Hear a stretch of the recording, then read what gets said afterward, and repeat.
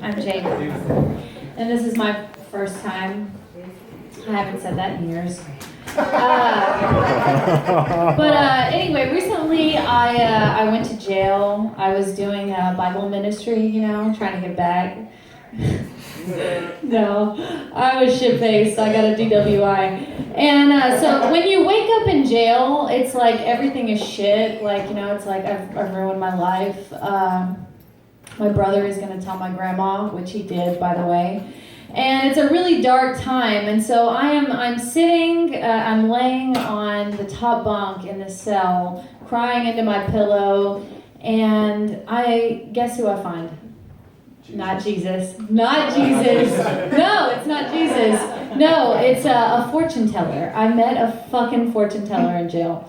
And so I'm like, it's a light at the end of the tunnel, it's like, or cell block 22, like whatever. And so I'm like, I stopped crying and I'm like,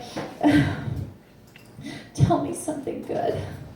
And she looks at me right in the eyes and she goes, ask me later. And I was like, what are you, a fucking magic 8-ball? Like, thank you for fucking nothing. You didn't predict this shit. Like, how good are you? Cool, I'm gonna just go back to my pillow and contemplate my suicide.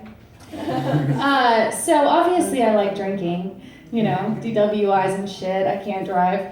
And, something happens when people drink. Some people get really happy. And some people get really angry. Some people get really slutty. And something happens to me, something happens to my voice. And it's weird for me because when I'm at work, I'm fucking professional. Like, it doesn't matter. My customer service is on point. People eat that shit up. And so, like the phone rings, it's like ring, ring, and I'm like, Tangle Salon, the Image Professionals, this is Jaidon. May I have your first name, please? Or like, would you like some coffee or lemon-infused ice water? And then you fast forward to a Saturday night, and I'm like, oh my god, guys, let's take a fucking shot. Like, I'll pay for it. Like, I don't have to pay a lawyer or anything right now. I can afford it. It's great. Not a big deal. And then I'm like, why do I have friends still?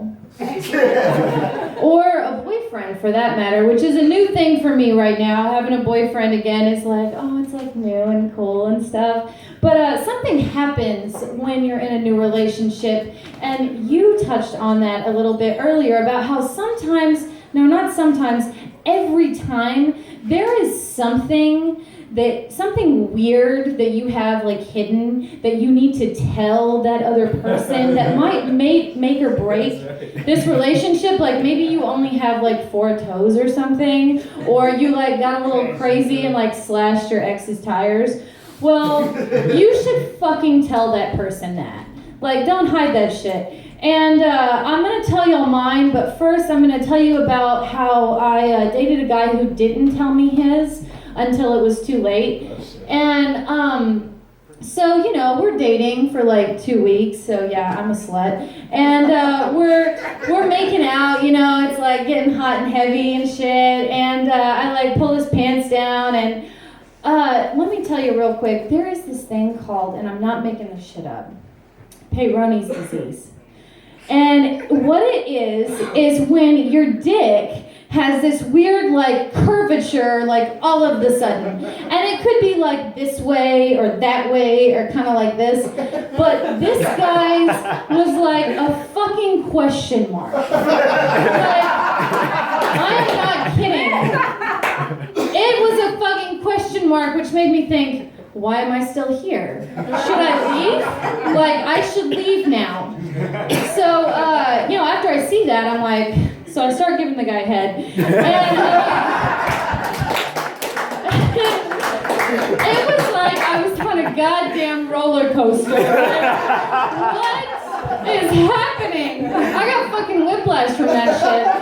So I broke up with him, like, obviously. We couldn't have sex if we would have tried. And anyway, so it's important to tell people about your shit beforehand, okay? Because it's important. Now we're going to get to mine. And mine might be worse than his. Y'all can decide. So mine is